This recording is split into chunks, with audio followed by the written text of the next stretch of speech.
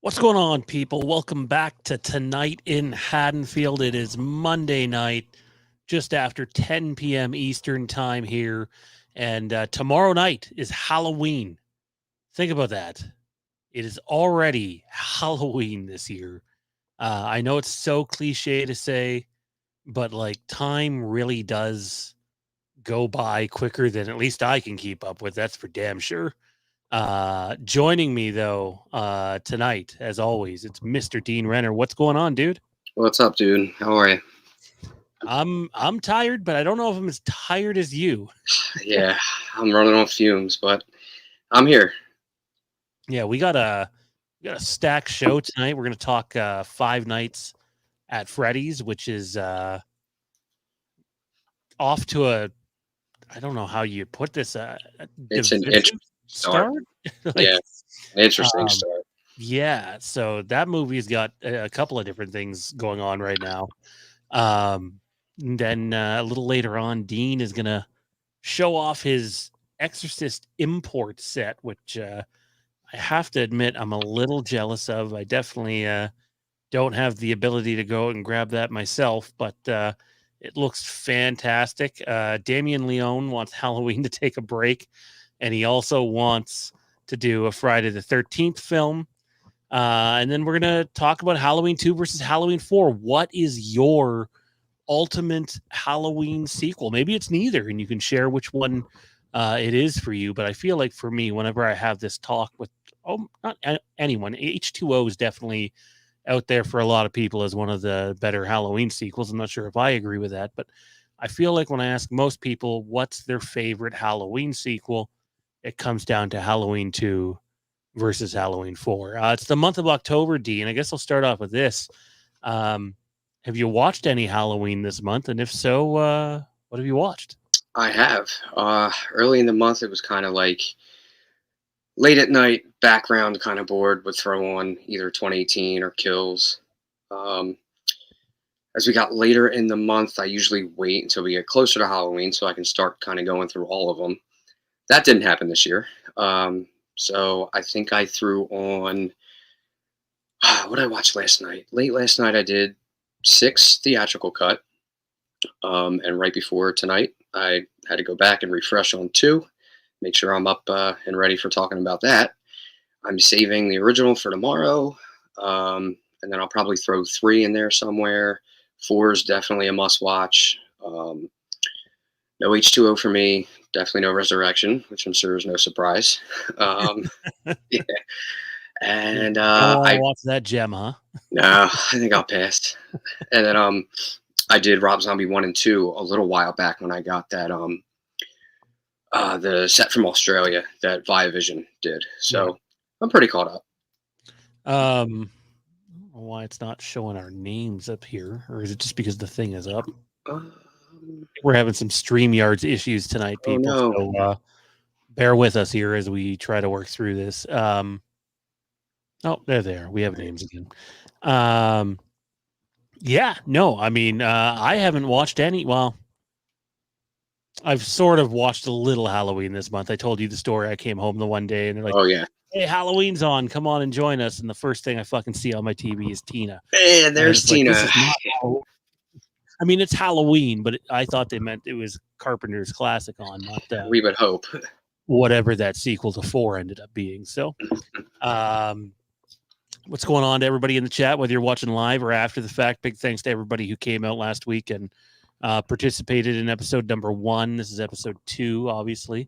And whether you're watching live or watching after the fact, please feel free to leave your 2 cents on what we're discussing. But first up, man, Five Nights at Freddy's. I don't have Peacock up here, so I can't just turn it on. Have you seen it yet? And if you Not yet. not yet. So what have you heard about it? Because there's a lot going around. We'll get to the box office and the critic scores, but people that you've talked to, what have you heard? I briefly just saw like quick, I don't know if you want to say reviews, but I guess like first thoughts or opinions just in different horror groups, and it's kind of getting shredded. Like it's getting ripped apart, that it's kind of silly, really not that good, almost not worth people's time. But you get that with almost everything nowadays. If something comes out and you're almost split on everything all the time. So even after hearing that, I'm like, I'm still gonna check it out. Why not? But then box office hits this weekend, and you had sent us that the results in that chat, and there you go. Like, wow, for an audience score, that was impressive. I think people get attached to the tomato score, which critically speaking, I mean, it does stand for something, whether anyone wants to admit it or not, it does. But at the end of the day, if the people that are paying money to go see the film um, are liking it, and I, like you, have seen a lot of divisiveness about it. I've seen people that can't stand it, and I've seen other people go, okay, so I don't know why people are hating on this. And I think you hit the nail on the head, man. Like, it doesn't matter what comes out. There could be a I don't know, a new Halloween series or film set in like 1984 or some shit.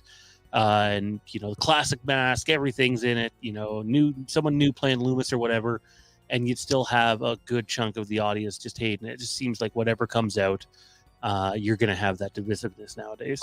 Yeah, I see it daily. I see it in our group. I see it across other groups. It's like no matter what comes out, you're just getting people split like 50-50. And there's almost like no in between. It's either 9 out of 10, 10 out of 10, it's amazing, or it's pure dog shit. And, and like there's almost no in between. It's like pros and cons have kind of taken a back seat, and people aren't picking good with the bad. They're just kind of either praising it or throwing it into like an open fire and just roasting it. I firmly stand by regardless of what the overwhelming majority says about something, you should go see a film for yourself and draw your own conclusions. Mm-hmm. First time I'd ever seen Halloween 3, I knew what I was getting into, so my expectations were already like very low, right? And I liked it, right? So Mm-hmm. like everybody, there's people that like Exorcist, believe it or not. I've seen after the first like weekend and the first reviews came out, people started to warm up to it, and which is interesting. Like I'm waiting till Peacock for that because I was told don't waste your money. Like don't go to the theater. I heard people were walking out like midway through. I also heard a lot of people not very happy with the results of that movie. Yeah, definitely not. People were leaving halfway through, but my thought was, what were they expecting? Because if you've seen the original Exorcist, it's a very slow burn, and they really build up to that exorcism scene at the climax. So when you were going to see Believer, what were you thinking you were in for? Like, it's a big storyteller, so they have to build and lead up to a lot. So I just I don't like to hear that people are walking out of something. Like if you're there and you paid your money, you might as well sit through it. Yeah, I can't think of too many movies where I've got up and left during. It's happened once or twice, but I would say that I would say a couple of times it was just simply because it was a movie I wasn't overly interested in to begin with, Hmm. and I just I'm better off going to the snack bar or the Yeah, arcade or something. yeah, Um, but there's not a whole lot of times I've gotten up and been like, yeah, fuck this. yeah. So I can't remember the last time I've walked out of a movie, and it's probably been over 20 years. It's been a long time. So I usually stick it out and sit through it. Yeah, so you mentioned the box office earlier. Five Nights at Freddy's, Blumhouse, opened to $132 million opening Yeah, weekend. that's And crazy. funny thing in our chat, one of our mods, Wayne Gotke, pointed out that hey, well, regardless of its critical reception, when you make that much money, you're going to get a sequel. Probably. Like it's doing well, like Halloween Ends, and Hmm. I mean, whether you like Halloween Ends or not, it still grossed over $100 million at the box office. But I had to point out to Wayne, like, that was its entire theatrical run. Hmm. This is one One weekend. weekend. Yeah. Yeah, this is a massive, just massive win for Blumhouse financially, Hmm. and Universal. And say what you want, I haven't seen the movie yet. I actually think my kid is watching this movie tonight. I was thinking the same thing. I might do it when we're done here.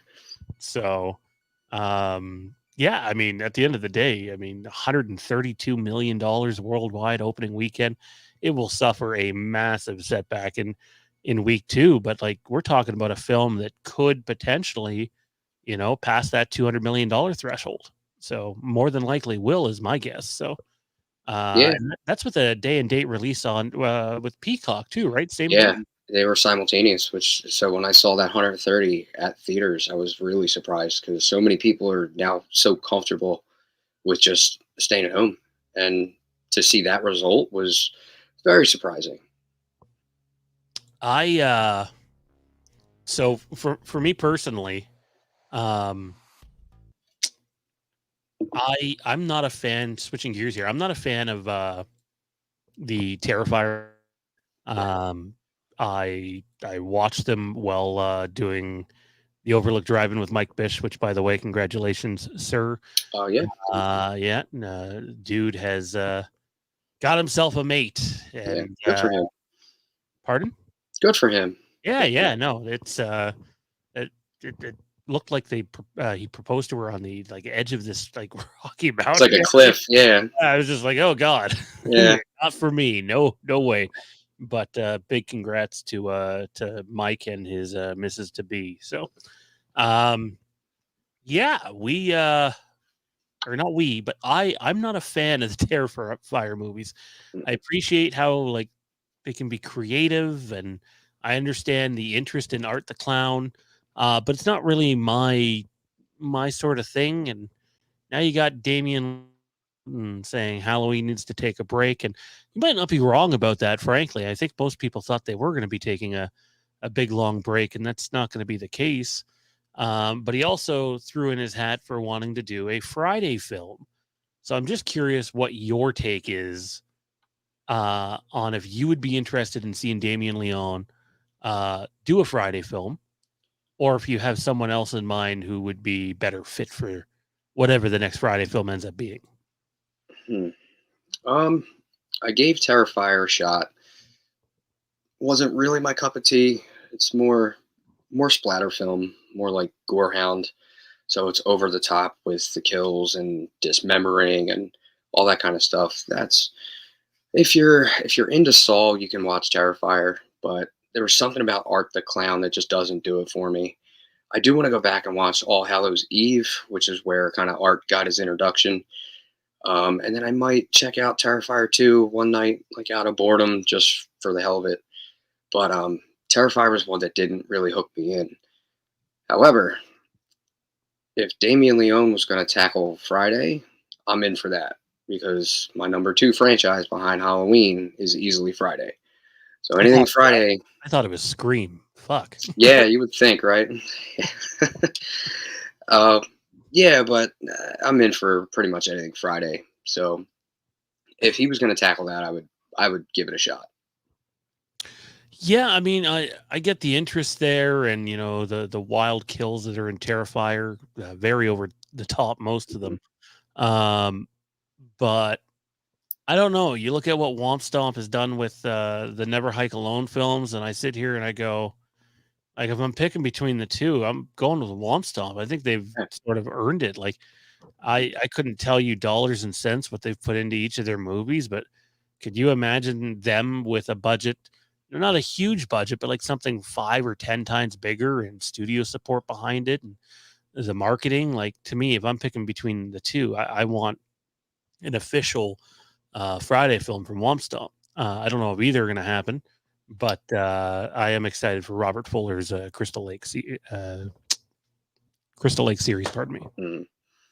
Yeah, I think Womp Stomp would be a great choice if they were gonna get a shot at it, give them a bigger budget. Because what they did with what they had, and you're watching these and they don't look like fan films at all. They're professionally shot. Even though it's a fan film, it's pretty high budget for what they did. And I like the whole series. I was looking at it on last week or the week before. They have a campaign going where you can go and you can buy all of them on Blu-ray. So I was considering donating and getting the whole series on a Blu-ray to add in this little collection behind me. Which, by the way, is quite Mm. impressive tonight. You got the H2 mask behind Yeah, your right shoulder there. What do you want to tell us about that? That was that a key purchase of yours that you were telling me about last year at some point. yeah, that was a journey. This was before I really understood like the independent market for the Myers hobby. So wanting to get some good like screen accurate replica stuff, you start digging around, poking around, and figuring out where do you obtain this stuff. So you join some groups. The main one that really is helpful on Facebook is Michael Myers Masked Collectors. You'll find a ton of independent artists in there. All them guys, they do great work. So doing some research, came across a website called Cemetery Gates Productions. And what you see sitting behind me is Terry Lambert is the artist. The company is his, and that is what he calls his Warlock. And it's pretty much regarded as one of the best H2s you can get, like in the independent hobby. So finding that, it was like as soon as I saw it, I'm like, I have to have that. So I got in touch with Terry. He gave me pricing. It was a little pricey. At the time, he was charging about 265, and the wait was about 5 or 6 months. So I kind of let that sit in for a while. Thought about it, waited almost a year, and then got back in touch with him and said, you know what? I think I'm ready to pull the trigger. By that time, his price had gone up a little bit, not by too much, um, but put in that order, and then my wait time turned into like a year. So this was like a 2-year journey to get this thing behind me. But once that box showed up and you open up your first or second independent mask, you come to realize like you really get what you pay for. Um, the craftsmanship is just top notch. For me, looking at that and then watching H2 is like you do a screen comparison side by side, and I feel like that's pulled like off the screen. Yeah, I mean, speaking of masks, we're gonna have a fella on in just about 10-15 minutes time here who does his own masks and does one hell of a job with them. I'm someone who failed terribly at visual arts in school. Was awful. Dramatic arts, right there. I was fucking fantastic. Visual arts, not so much. So when I see what all these guys can do, it's just remarkable. The art form, the craft, Yeah. the time, the patience, Hmm. how delicate it has to be a lot of the times. Yeah. It's truly incredible. The last mask I got was from our good friend Chris, Yeah. mutual friend Chris that you and I have. Hmm. And eventually people will get to see it on someone. I don't really want to get into how or when that's going to be because I think you set unrealistic expectations when you do that. But basically, it's a picture if Michael Myers survived the fall in Halloween 4, which he does in Halloween 5, but with the TNT going off and Mm, what that mask probably should have looked like compared to the way it actually okay, came out in H5. I think you've seen a couple pictures of it, but he did a maybe. really, really good job of it. It's kind of like Halloween 4 mask meets Halloween Kills in a way, I and like it's it. with a little bit of some Leatherface nods in there too. So it's just a Nice. wonderful job, and to all those guys that are able to do that, I'm just madly jealous of all of you. It's just fantastic what they're able to do. Um, you have a little treat you want to show us tonight, man, right? The I little do. certain import. What do you want to show Yeah. and tell us here? Well, this year was 50th anniversary of The Exorcist, which is one of my favorite horror films of all time. So when it got announced for 4K, I was immediately looking for what we were going to get. Here in the States, we kind of got shafted. We got very standard, basic releases. So my wheels start spinning. I'm like, what am I going to get? So right after the US ones got announced, the imports got announced, the UK exclusives. So I start scouring around to see where I can find them. The really big deluxe version sold out. I was pretty upset that I missed that, but this one here is pretty much it's a very good follow up for that. Which right here is it's called the Ultimate Edition. Comes in like a rigid box. You get a nice double box here. You get nice artwork all over the front and back. Gloss finish on it is awesome. And then the major selling point for this was steelbook set. It was this here. Um, this is what everybody here in the States wanted that we didn't get, and that's that original artwork on like a steelbook. So, and then you got Reagan on the back hovering. So this was major for me. I had to get something with that, and then I don't really want to break it all out here, but it comes with a double-sided poster, a bunch of art cards that are double-sided with behind the scenes, and uh, in film shots, color and black and white. What else did it come with? It has a booklet all about the whole movie. Um, Making of at all? uh, Probably in the booklet. And then this compared to the US set.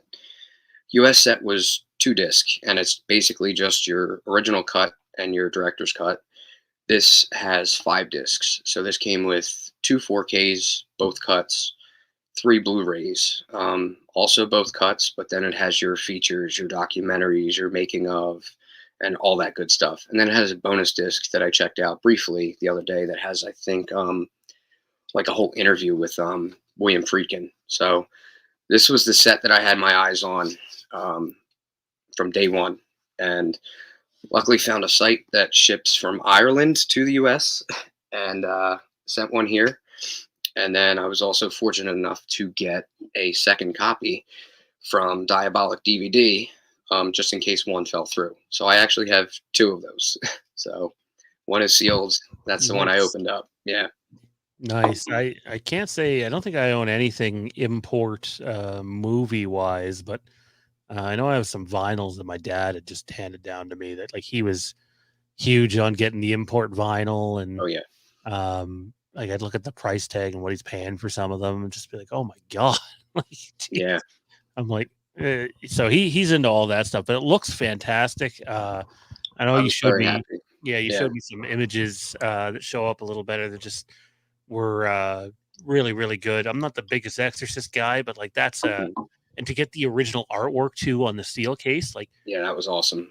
how many times do you see a steel case where you're just like, what are we doing here? Like, Yeah, a lot. so yeah, no, The Exorcist, that's great. I think each week Dean's gonna show us a new piece of physical media because Yeah, I got some stuff I can pull out. despite all the headlines going on about physical media being dead, it's not Yeah. really dead. It's just harder to come by. Right. So be on the lookout for that. Anyways, let's enter the main event for tonight. the discussion. We'll pull James in here in about 2 minutes' time. But Halloween 2 versus Halloween 4.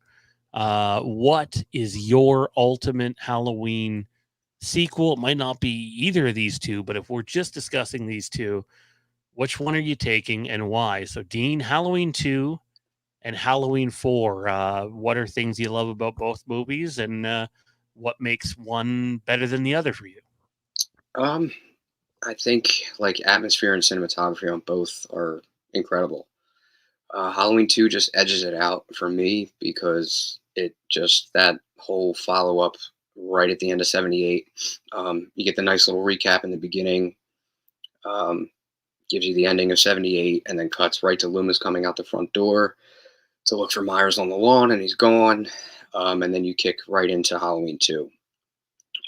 However, Halloween 4, for the longest time, was probably my third favorite sequel in my ranking. And this was, of course, until we got 2018 and the new trilogy. They kind of bumped 4 back a little bit. But 4 is incredible. The atmosphere, cinematography, storyline, everything. So it's a tough decision. I just, for whatever reason, I lean more towards 2. Freddie says Halloween 2 and 3 for him. There's a lot of talk in our Legacy of Halloween Facebook group over the last couple days about Halloween 3 and some people that get easily triggered by others who like that film. And I got to tell you, I think Halloween 3 is a much better made Halloween film than some of the other entries in the franchise, despite it not being a Michael Myers film, even though he does technically cameo in the movie. Yeah, But yeah, I so I like Halloween 2 as a continuation of Halloween 1. I think for the longest time since Halloween 2018 came out, I preferred that as the direct continuation from Halloween 1. But, you have 5 years to sit on something, you lose the recency bias, and you just sit here. I haven't seen either one in a while. And if I had to pick one to watch right now between Halloween 2 and Halloween 2018, I'd pick Halloween 2. yeah, I just really like a lot of what they do in Halloween 2. Um, Not to say I don't like certain things in Halloween 2018 and in terms of tonight's discussion, Halloween 4, but like one of the things that stands out for me in Halloween 2, you mentioned atmosphere, and it's like the hospital. Like the oh yeah, hospital is its own character in Halloween 2. yeah, Um, I don't know how old a lot of our audience is, but I'm 35, so I remember being a kid in the early 90s. Mind you, this is supposed to be 1978, but still, you go to a hospital at that time, and or if you ever watching like an old episode of Seinfeld from season 2 or 3, you get an idea what hospitals look like back then too. yeah, And it's like there's nothing more eerie than being in the emergency room at like 1 or 2 in the morning, and you're looking down the hallway, and it's just like a ghost town, and everything yeah, looks the same. And they did a really good job of having that feeling. Like, yeah, even though there's people there at the hospital, they're so far, spread out and thin that it allows the shape to come in and do his thing. I truly don't think that film is anywhere near as good as it is if they screw up on how they handle the hospital. yeah, And they fucking nailed the hospital, like by far and away my favorite part of the movie. And obviously plays a massive part in the movie too. But like, obviously we get another hospital in Halloween Kills, which is decent for what it is. But I don't know, man. Something about that hospital, everything about it, um, gives me the chills. It really does feel like it's its own character. yeah. I watched it right before we got on here tonight just to kind of get a quick refresher, and I was thinking like, I understand people say like, okay, it's a hospital, but where is everybody? I'm almost thinking all of this took place on the first floor or basement and ground level, whatever. And imagine you have second, third, fourth, fifth floor, everybody above you, and everyone has no idea what's taking place like right downstairs until you hear that explosion at the end. um, and just it's so dark, it's creepy, the lighting. like you said, they nailed it. That hospital setting was just phenomenal. Yeah, like if you've ever been in a, again, not today, but if you were in a hospital in, the late 80s, early 90s at that time in the morning, that is somewhere you can sneak around. Yeah, Absolutely, and not be noticed. Today, there's too many security cameras and security guards everywhere. for that sort of thing. But yeah, again, like for me, people say the Myers house is a character in some films and the way it's handled, but like I don't know if the Myers house is ever as important to a film other than say Resurrection. I don't know if that's a great example as the hospital is to making H2 work. I'm not saying the stuff that happens away from H2 doesn't work, the Ben Tramer thing, obviously, Loomis's stuff. But that hospital is still something I can watch today. The closest thing I can describe it to, man, is like watching The Shining. Like Yeah. today, I still watch The Shining by myself, alone, nobody around at night. There's something very eerie about just the overlook and how empty and secluded it is. Hmm. And the hospital has that feeling too in Halloween too. Oh, for sure. Yeah. Shining's a great example. I warmed up to The Shining a lot in the last few years. The 4K looks amazing. It's one of the best ones I think that's been put out in a long time. But yeah, that whole the isolation, and just all that, just there's nothing around you. It works so well in The Shining, and Halloween 2 with the hospital. Just they pull it off awesome. Wayne says it was kind of irresponsible for Loomis to cause that explosion in the operating room when you think about it. I think he was willing to do just about anything to stop Michael at that point in time. Yeah. Joining us now, though, he is the creative mind behind Halloween Aftermath. We're going to talk some Halloween 2 versus Halloween 4 first with him. It is Mr. James Grimm. How are you tonight, man? Hey, how's it going? I'm going to get you added in here. Oh, there I am. There There you it is. How's it going, guys? What's up, James? How you doing? Good. Good. Today's been crazy, man. Like today at work, there was like this big giant fire that was happening like out in like the mountainside of where I was working. So like not too far from where I'm working, like you can see smoke rising up, and they kept trying to like fly planes over to drop like whatever it is that they drop on it to put it out, and it kept like igniting. You could see the fire from like far away, and it wasn't far from my office window, dude. It was insane. That's crazy. Did they know we were talking about H2 tonight? Is that why they? That's probably why, dude.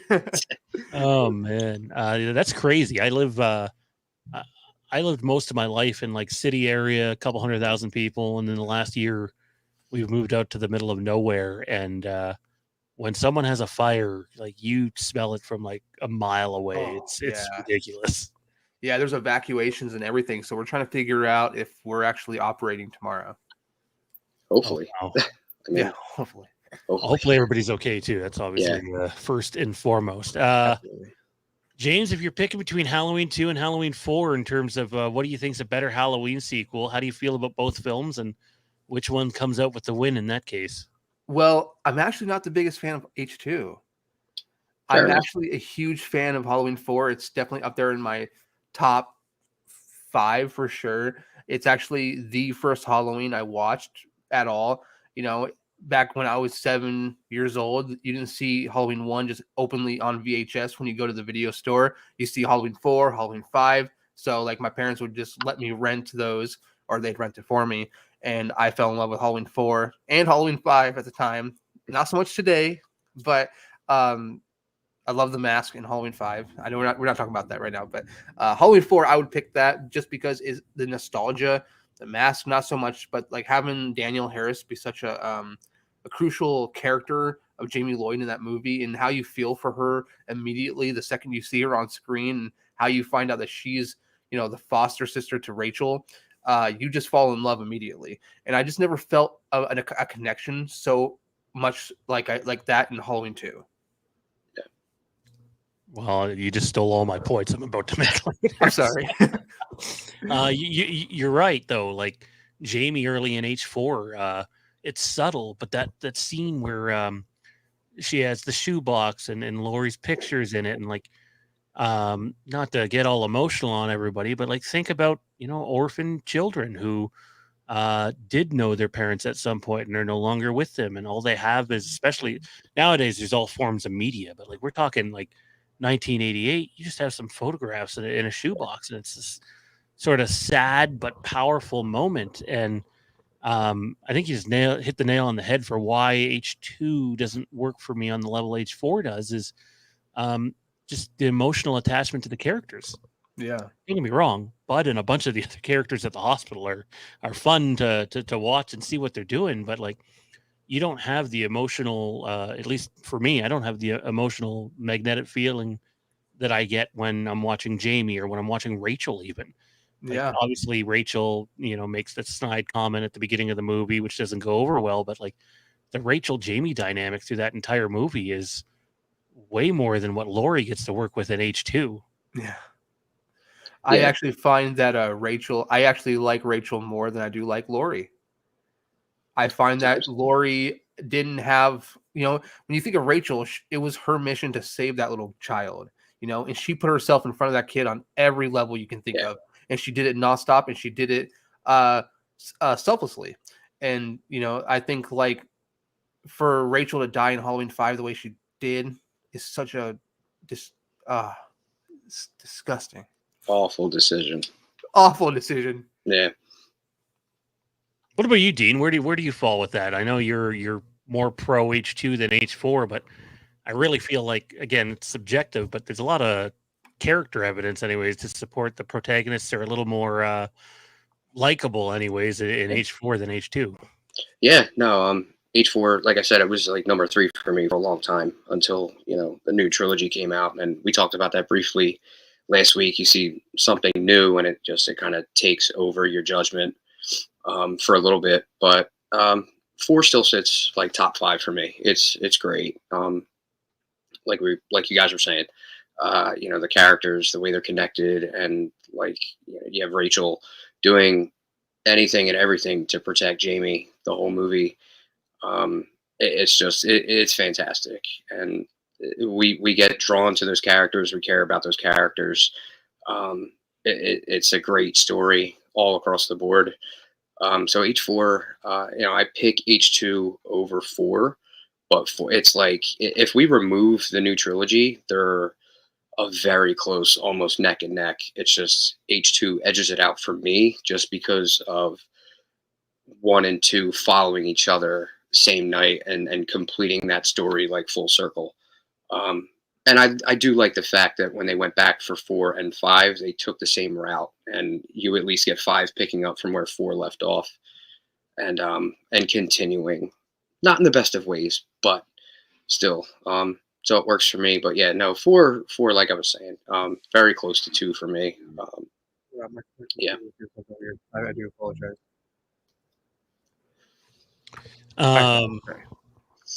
Yeah, I don't know. I think Halloween, I don't have any rhyme or reason for it, but if you look at, say, Halloween 2018 and Halloween Kills, we're supposed to believe that they take place on the same day, same night, at least a good chunk of the 2 films. And I do think that Halloween 1 and Halloween 2, it just feels a little more organic, as if it's the same night, where Halloween Kills, like you had to wait the same amount of time in between each movie to get them, 3 years basically. But I don't know, H2 follows H1 up really well, and it feels like that same night. But for me, when I'm watching a movie, I think, even though the hospital in its own way is its own character, like to be attached to characters and to put yourself in their shoes and to be able to relate to the characters on screen, I think is such an important thing in terms of enjoying any movie, whether it's horror, science fiction, comedy, whatever. And I think that's what wins out for H4 for me. The cast is just so strong, top to bottom, and I would say that Donald Pleasance himself gets more time in H4 to really sort of kind of be the star than he does in H1 or H2. So I'm kind of biased in that regards too. James, what don't you like about H2 that led you to take H4 over H2? I think there's too much hospital setting. I will say. I also am.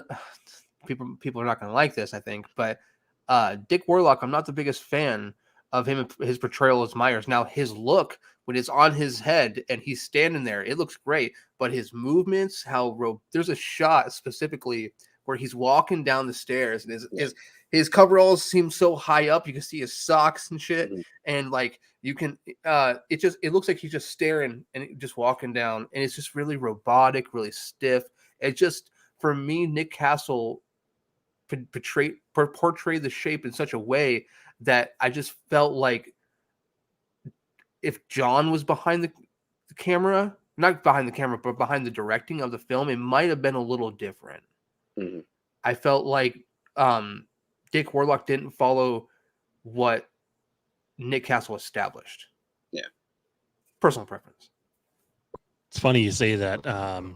My cousin will hate me for saying this, but I remember telling him many years ago, I'm like, I like Dick Warlock a lot more in Halloween 3 than I do in Halloween 2. Right? He's like, get the fuck out. I'm like, no, seriously. I'm like, the robotic stiff movements work with the character or robot or whatever he's portraying in 3 better than it works for Michael, in my opinion. Yeah. The head tilt was really nice, but like outside that, I didn't really gravitate towards him like I did Nick Castle or even James or a couple of them. Even George P. Wilburn, H6. I know he looked a little beefy at times, but I thought like his walk, his stalking, I thought was pretty on point. A. Michael Lerner, who played in the reshoots as Myers, I think he did really good as well. But something about Dick Warlock just doesn't stand out to me. Like, it's only memorable in that he feels so stiff and like weirdly coordinated. I always equated that to, like, if you compare it to the end of the first one, he was shot 6 times. He was stabbed in the neck. So if you kind of take bodily injury into it, maybe it has an effect. But yeah, no, I get it. That's like a big downfall for people, why they didn't really like how Warlock played it. It's never really bothered me because I think there's more in H2 that feels more like H1 than outweighs like the negatives. So that's just my comparison. I have heard that on a couple of occasions where like the body harm, like how falling off a balcony, getting shot 6 times, like came into the picture. But then you see his moments where he's like, you see the girl walk, and all of a sudden he springs off the floor and just like, it's like, well, you just right? You just parkoured that. Yeah. But no, I get it for sure. Mm-hmm. So Freddie says, talk about Laurie's wig. It's hard to bring up H2 and not mention Jamie Lee Curtis's wig. I have to be honest, it didn't really actually bother me. Really? I didn't notice it for the longest time until people started pointing it out. Yeah. For the longest time, I was like, wait, she's wearing a wig? And then you notice it. The moment someone says it, then you can't not see it. You can't not see it. Yeah. No, that I get. Well, for the longest time, I thought, this is a long time ago, but the H4 shot where you get the pink mask with the blonde hair. Mind you, I'm watching this on VHS back in the day, so the quality isn't where it is today. I just thought it was a white mask with the pink hair. And I'd see people talking about this pink mask, and I'd be rewatching Halloween 4. Like, where the fuck? What are you talking about? Right, yeah. And now you put in one of the 4Ks today. It's like, oh no, that mask there it is. Very big. Yeah. They did a feature on that on the Scream Factory 4K where they mentioned that. So it was like a production thing. They grabbed the wrong one. They didn't have time for reshoots or something. So that's the story behind it. But it's for a split second. Like, that's something I usually forgive because the rest of 4 is so good. Yeah, I'm still the guy that's lobbying for the CGI mask to be taken out of Halloween. Get rid of it. Someone go shoot a shot of Michael just standing there in that exact same spot. I feel like you could even put a CGI mask in today's technology that would mirror what Stan Winston's mask looks like and put it over it, and it would work out perfectly fine. I could see that. Cole Edits, get on it, please. Yeah, that'd be badass. So yeah, there's your wig talk. James, before we get into Aftermath, I just want to talk to you, since we were talking about masks already. Dean was talking about the one up over his shoulder. Yeah. You do a lot of masks yourself. I mentioned off the top of the show that I'm terrible at visual arts, so I'm not the guy to talk to about that. But like, where did your passion for creating masks come from? Where did you start? And obviously, you're quite good at what you do. What's your process like, and what advice do you have for those that are trying it, maybe struggling with it? You know, I have a 3-part video on my channel that kind of goes through my sort of like what I do in terms of mixing ratio with paint, latex, and water. What I do with mask making, I boil it down a little more simplistic and things like that. But what I would say is, if you watch that, it's pretty much, how do I explain it? So I got into this because I saw indie artists like Terry Lambert at CGP. You know, loved his H2. It's one of, the Warlock is one of the best H2s you can get. And but see that price tag, $265.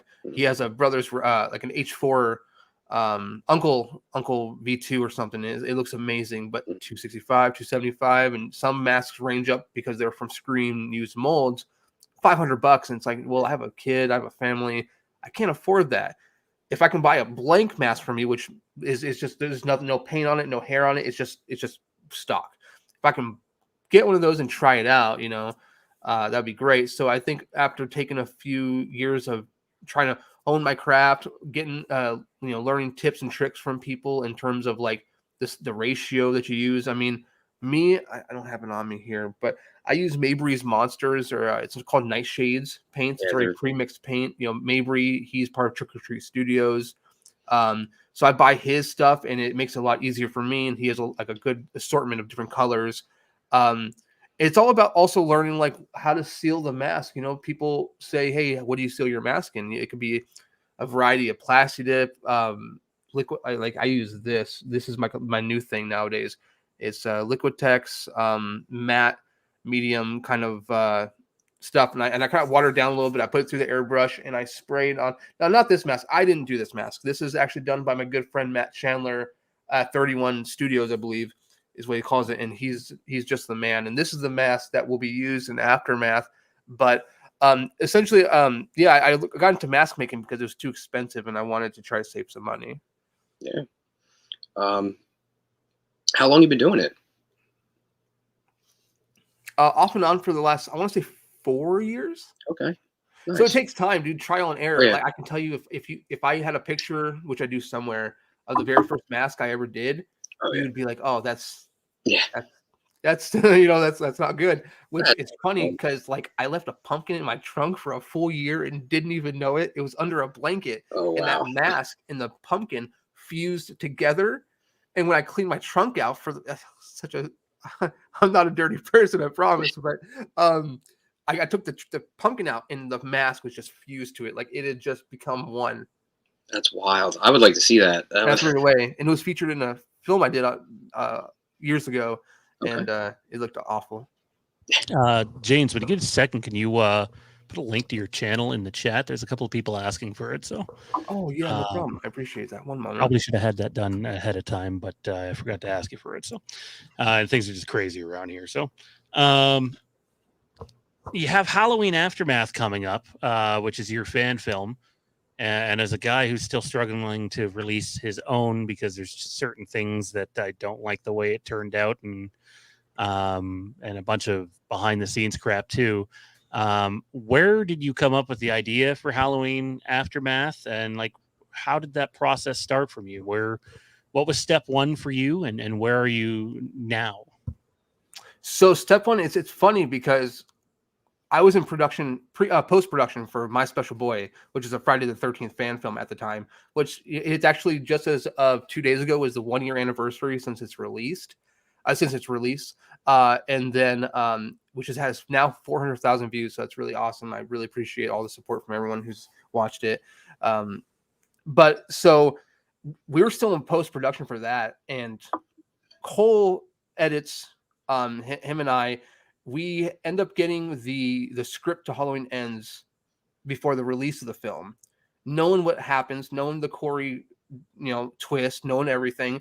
We were like, okay, what if we, it's a 4 year gap. Well, what's Michael doing in between those 4 years? Like what's happening here and there?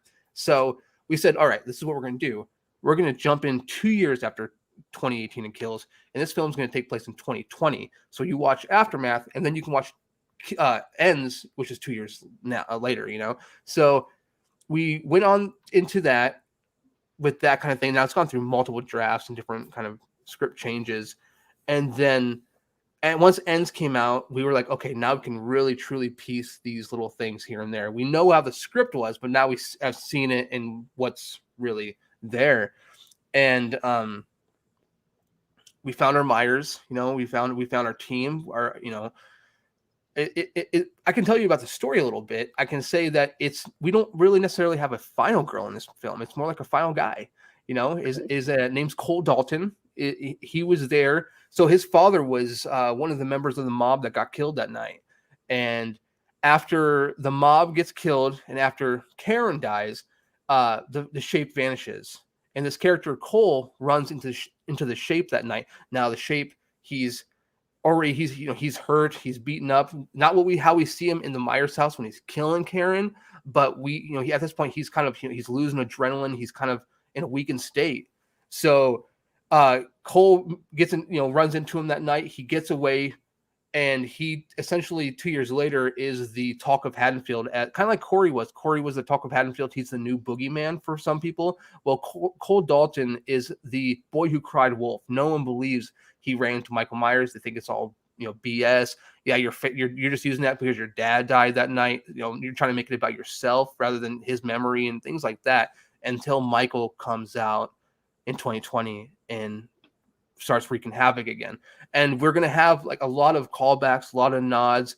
This is not going to be a Corey Cunningham film. Another thing that drove us was knowing that Corey Cunningham had such a big impact on Ends. And as much as we love Ends, we know that a lot of fans don't. So we want to kind of give the fans a Halloween fan film that will give Michael Myers that hurrah that they wanted with Ends.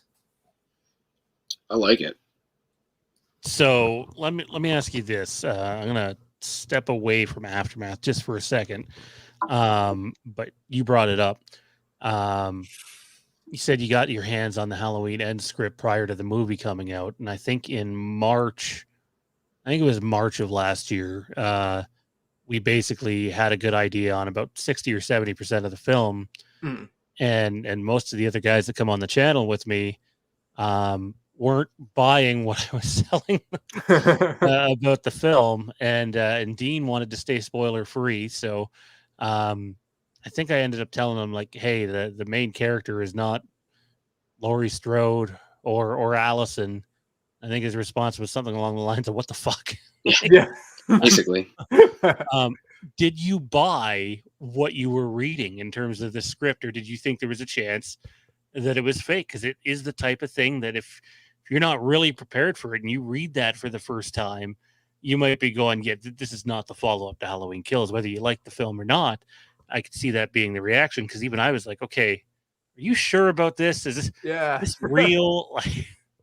It was kind of like they can't be doing this. This can't be real. I mean, I'll keep an open mind, but this can't be real. And it was the moment that they dropped the trailer. I was in a live stream with Matt Fauci, Chad Sumner, and we're talking about Friday the 13th. We stopped the stream because they dropped the trailer right then. It's the one where you see Corey open the door and you see his full hand. And the moment, like I couldn't tell the guys in the stream, like, oh, okay, when I read it's real, like that, no doubt about it. That's not Michael Myers. There's more to this, and I can't share this. I have to stay quiet now. So that script was real. All right, time to go to work. At least you knew early on what you were working with. There's stuff that's cut from the film that I think if you have that making of book, or if you followed any of the set details, that we're supposed to get the idea that Michael's still out there during this time, still killing the odd person here or there. What was the one girl's name? I think Megan Baxter was one of the names. The girl on the billboard, right? Yeah. And then was she the nurse, or I know there was something about a nurse too. Halloween Ends, even though it's a longer movie, still had a lot of stuff cut from it too. So you guys have 4 years of wiggle room to play with. You said it's set 2 years 2 years in. So when you're looking at your Michael Myers, how are you, like, do you want him to be more like James Jude Courtney, or are you trying to find this like middle ground of, okay, this is what Michael was in Halloween Ends, this is where he was at the end of Halloween Kills? So are you trying to find some middle ground there, or are you going for just your own take on Myers? Well, the goal is to definitely, there are moments where it's James Jude Courtney ends and it's James Jude Courtney kills. Not in terms of like him just like lifting people up and just doing all that madness, as great as it is. There is a middle ground. Like you see moments where like you can tell like this guy, he's battle damaged, he's aged, he's a man for sure. But then you'll see those moments where he's kind of, that adrenaline's kicking back in and he's tearing it up. So the goal with my actor, his name's Cameron, is to mimic James Jude as much as you can. And I've watched him behind the scenes of him just doing walks and leans and turns and tilts, and he really gets it down really good. I'm really happy with him. He's really good. So where are you guys at in your process right now, and what's next for you guys? What's next right now? So we want to do an Indiegogo. So I know that you were talking about the Megan Baxter stuff a moment ago. There is in this film you will see you'll see more billboards in missing person posters around. So there will be a lot of that kind of playing on that still. So we're going to offer perks like get your face in the film and your face will be on the billboard of a missing person. We have some ideas that do include the Myers house. I am in Southern California, so the Myers house in its current state is about 2.5 hours from me. So we have some ideas there to film on location there. The script is pretty much the final draft is done. Like right now, we know what we want to do, top to bottom. It's a feature film in the ballpark of 90 minutes. What we want to do is the big part for me is to create characters that are brand new that you can actually care for, but they don't take anything from Michael Myers, because everyone sees these films from Michael Myers. They want to see the Shape tear it up. So we want to be able to create characters that people enjoy.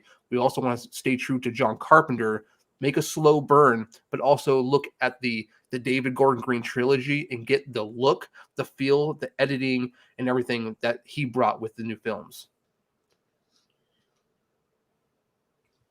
That's awesome, man. That's a tall order, but I'm sure you guys will do great with it. Is there anywhere anybody can find any more information about the film? I know you said you want to do an Indiegogo.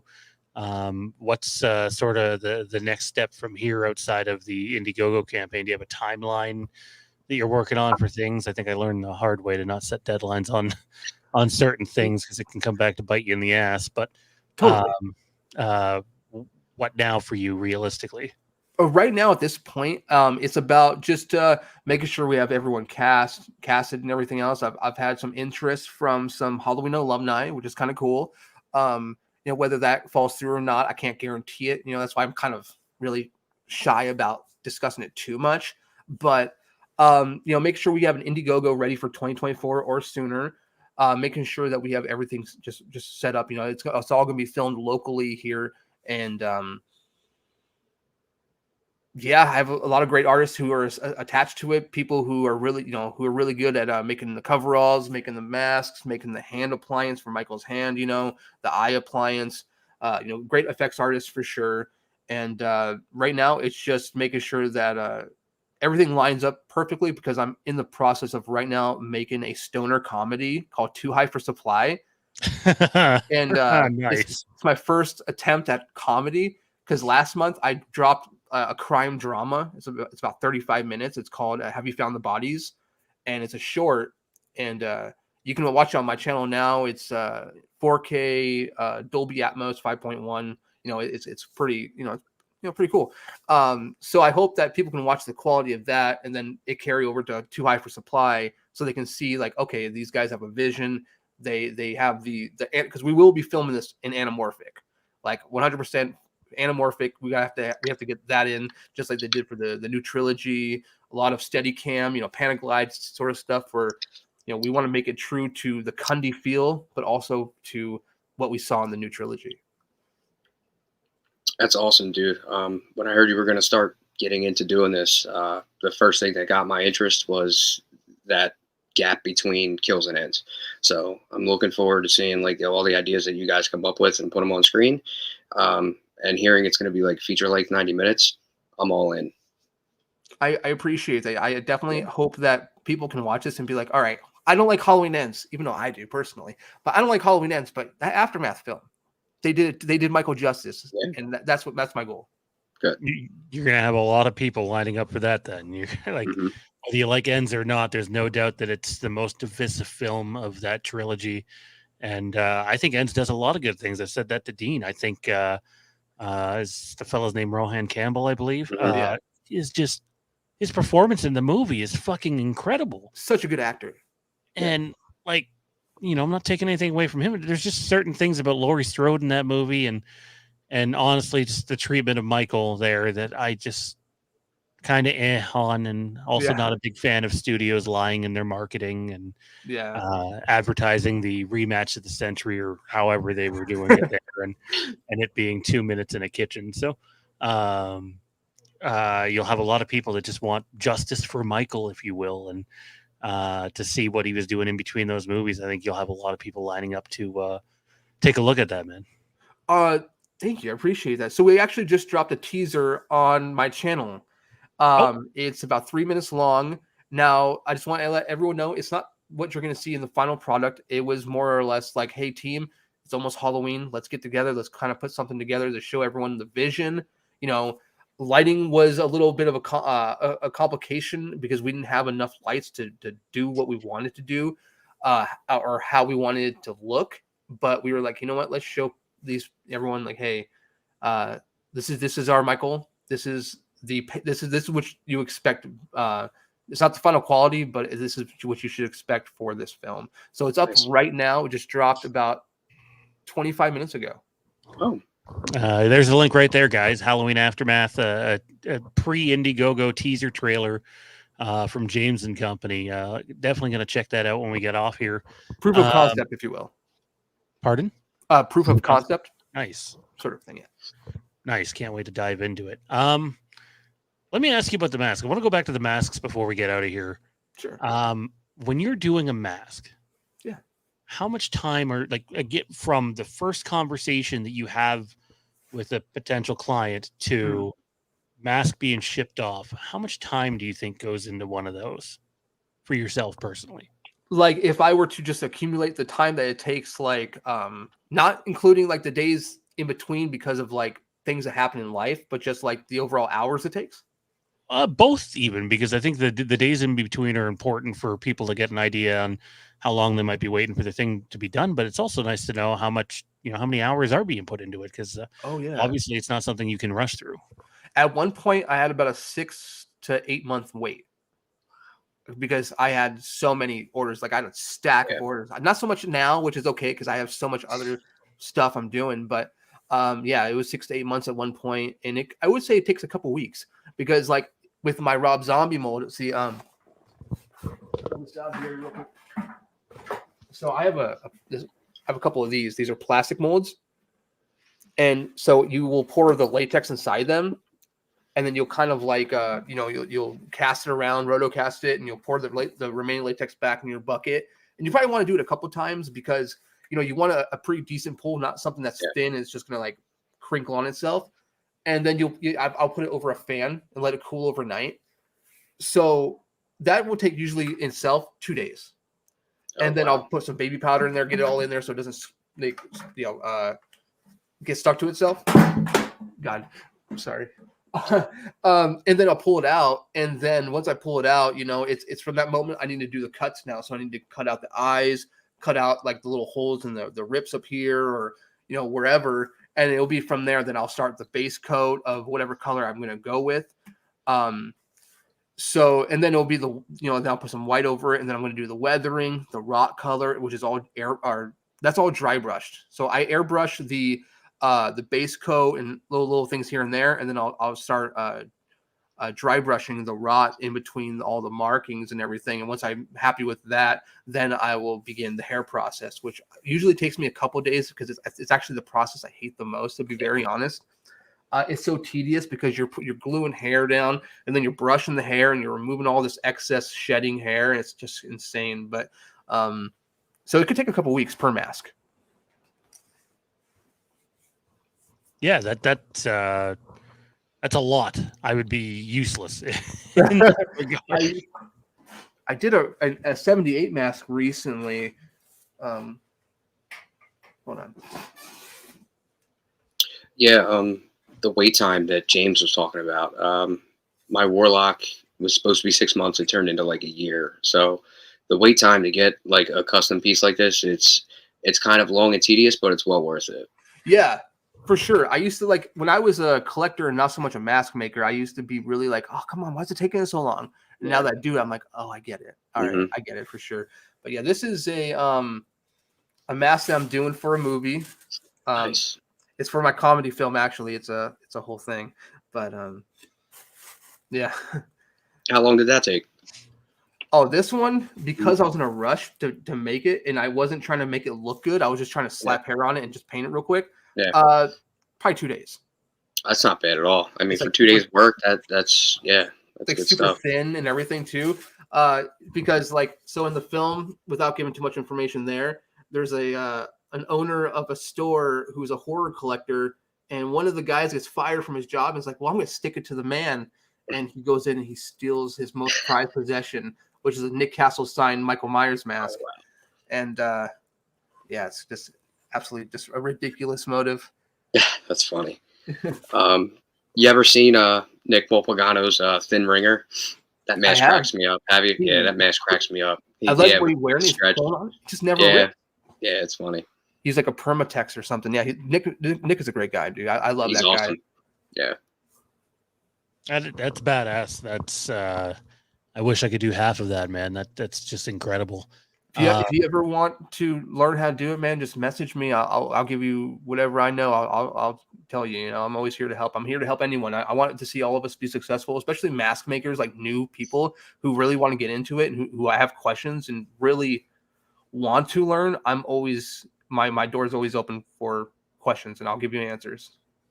That's fantastic. That's incredibly generous. We live in a day and age where clout seems to matter to people that on a level that just they want to put other people down and shit over other people, or they're very secretive about the process, which, hey, when there's money involved and it's a career, I get it. Being secretive about certain things is you have to be at times, but when people are willing to help and communicate, because obviously that's information, right? Information is how you learn. And James just gave all of us sort of a first class on how to do these things and get better at them. It's hard to find nowadays, so I appreciate the forward thinking, man.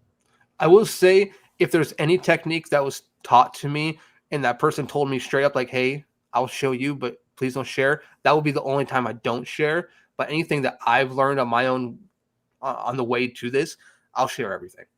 That's awesome. People are all about like, hey, I want to step on this person because I know I can make more money. I can make money, and I'm not about that. Let's all make money. Let's all be successful. Of course. Yeah. Let's do it together. More thinking like that in the world, that's for sure. Yeah. One more time here before we get out of here. Halloween Aftermath. When are you hoping for Indiegogo to come out? We have the link right now to the proof of concept trailer for Halloween Aftermath right there. Anything that you can think of about your upcoming film, what do you want to get out of there before we get out? Yeah, hey, if you're not a fan of Halloween Ends, but you like Kills and you like 2018, I think you're going to like this. I think this is going to feel like a proper, little insert, It's kind of like a side story. It's a side quest. If I were to compare it to anything, Rogue One, how it is to Star Wars. I mean, I'll take that. Yeah, 100%. Yeah, I'm in for that. That's the best way I can explain this story and what it is. You want stalking Michael Myers. You want some of that John Carpenter Myers, but also some of what the new trilogy brought you. I think you're going to find that with this. You're going to see the guy who's lurking in the shadows, the stalker, the guy who's, he's here and then he's there, things that you can't explain, but it's Michael Myers. Yeah. And that's what we want to do. We want, I made 2 fan films on a cell phone that were Halloween based. They were for fun, nothing more. It's called Halloween the Blackest Eyes and Halloween the Devil's Autumn. And both were for fun and nothing more. And with this film, I want this to be my swan song to fan films, because after this may be the last time I touch a fan film. It may be. I know some of my time we've heard that in as many weeks. We had Braden Timmons on here last week. And who I believe you know quite well, James. And yeah. He was mentioning wanting to move on to his own personal projects after The Last Nightmare. Yeah, and that's cool. Hey, they just released a poster recently. Yes, they did. Oh, I missed it. On it, I did for him. Yeah. Oh, really? That's Awesome. badass. Yeah. So they came to me with a like, hey, this is a concept art. What can you do this? And so I just I had an SSN mask from the movie mold from Halloween H2O, and nice. I took that movie mold mask blank that I had that I got from Brad Harden of H6 directly, and I made it for them. That's awesome. Yeah, that is badass. Final question. Have to ask it. One of the staples, in my opinion, to the David Gordon Green trilogy is the score done by the Carpenters and Davies. Are you just going to be reusing some of what they did, or are you going to go completely original and bring in a composer of your own? Right now, I have an idea for bringing in new original music, but John Carpenter has such a robust catalog of music that's not even Halloween based, but feels Halloween, that we might give that whole thing to John and be like, you know what? Let's use his library, because he has so much good stuff. Like even the Firestarter film, the film's not really that good in my opinion, but the score and the music that him, his son, and Daniel did, dude, it's so good. So some of that might be used. There's such a giant catalog for us, thankfully, and we're gonna explore different options. But we definitely, we think that we might go that route. I dig it. Yeah, Carpenter scores are great. Yeah, that's one thing I kind of hope continues on with the TV series. They get Carpenter back, regardless of what the content ends up being. I'd love to see Carpenter back doing something maybe different than what they did in David Gordon Green's trilogy. I don't think you would want the exact same sound for whatever this TV series ends up being compared to, say, the David Gordon Green movies. You're going to want to separate the two. Anyways, there you have it. James Grimm, Mask Maker, the man behind Halloween Aftermath. The proof of concept trailer is right there. Link is on the page. Definitely go check it out. I'll be watching it as soon as we're off here. And anytime you want to come back on, man, let us know. It'd be fun to just sit down and geek out about horror. Dude, I love that. Also, you guys talk about wrestling, and I've seen your CM Punk video recently. I'm a huge fan of wrestling, and CM Punk's my favorite wrestler. So mine too, which is probably why I haven't watched a whole lot the last couple months. Dude, after he left AEW, I just kind of stopped, and even Edge came in, and I was like, you know what? I watched this for Christian, but I don't know about sure. The dad jokes. The dad jokes are great. I hear this guy has a father. I love it. Yeah, he's savage. I love it. But anytime you want to come on and hang out, man, definitely feel free to pop by. We'd love to talk to you. And just good luck with everything. And we'll talk to you soon. Thank you, man. I appreciate it. Thank you, guys. Thank you, James. James Grimm, Halloween Aftermath. Check it out. His proof of concept trailer, again, links right there. Go check out his channel. He said he also had a 3-part video on how he does some of the masks. So definitely you want to get into learning about that art and that craft. Go check it out. Appreciate James for coming on today. We've run a little longer than intended, Dean. Yeah. Final thoughts here before we close up. Halloween 2 versus Halloween 4.